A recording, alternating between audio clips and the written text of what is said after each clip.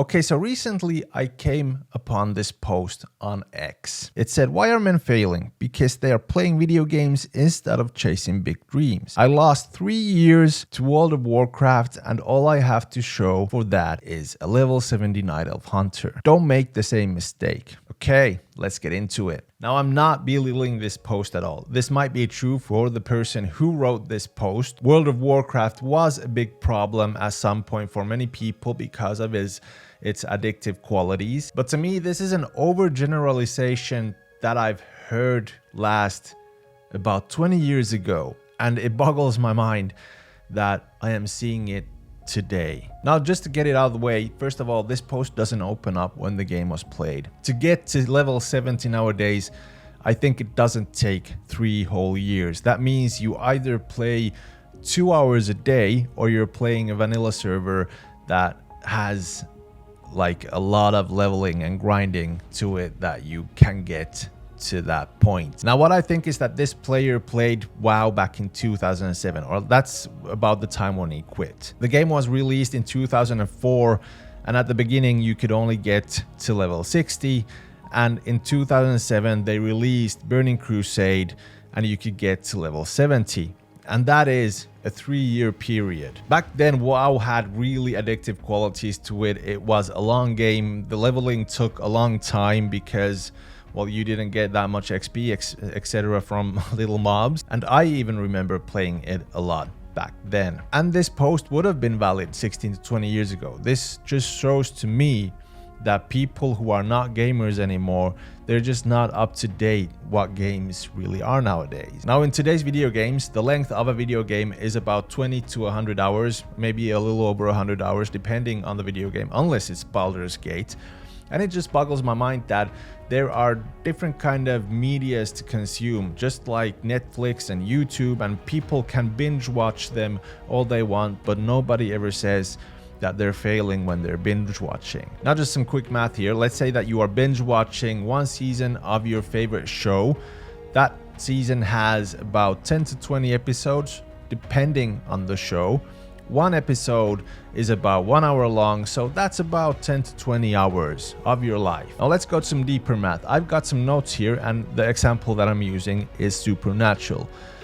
15 seasons, 327 episodes, about 42 minutes per episode. That makes it 230 hours of watch time.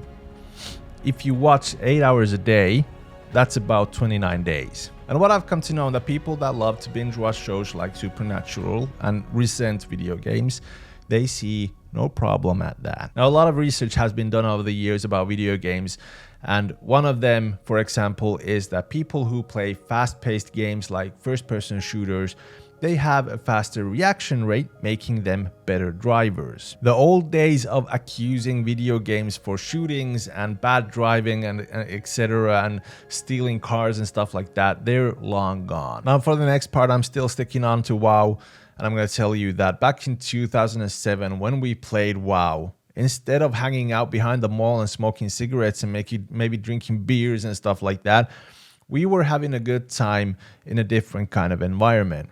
We were doing quests together, we were doing tasks together, and I can even claim that it helped me in the future to be a better team player and get shit done. Back then, when I was young, I didn't feel like I needed to dream big all the time. The most important things in my life back then were my friends and my family, and I was just happy to be around. I guess even if I didn't play video games, I don't think that things would have gone any differently. I would have been around town doing nothing anyway. Now, the big dreams and the feeling to accomplish something came later in life, and I don't think that video games hindered that in any way. Now, talking about failing and how video games affect that, I kind of see where this post is coming from, but I wouldn't blame video games themselves. Blaming one thing alone is just pointing your finger at something. Now, the next part is coming from my own experience.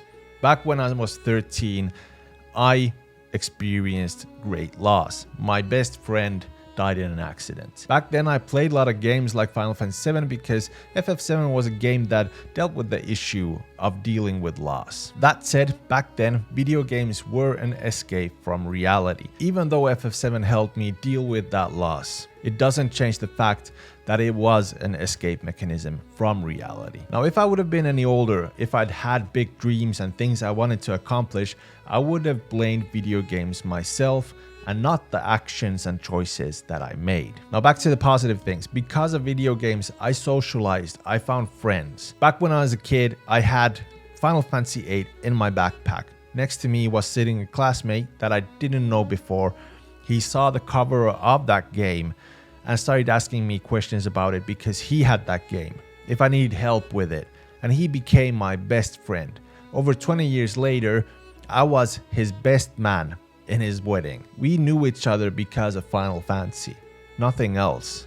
That was the thing that we had common back then, and that is the thing that is keeping us together till now. Of course, we got a lot of things in common nowadays, other things, but still, that was the thing that kind of just clicked. Now, I could even claim that back during COVID, us gamers, us players, we survived the isolation much better than the non-players did. We were alone at home, but we did have our consoles, we did have our PCs to play games online, to talk with our friends, to have fun with our friends. And some people might even consider those days being the best days of their lives. The thing is that even WoW back in the day, on its loading screen, it said everything in moderation. The choices and the actions you made, even though that warning was there, it's on you, not the video game. I don't see video games as a problem, but I do see them as an escape mechanism during problems. They either help you or they make things worse, but the action and the choice to escape is yours. They're not the problem. If you like the video, remember to like, subscribe, hit the bell icon. I'll be seeing you on the next one.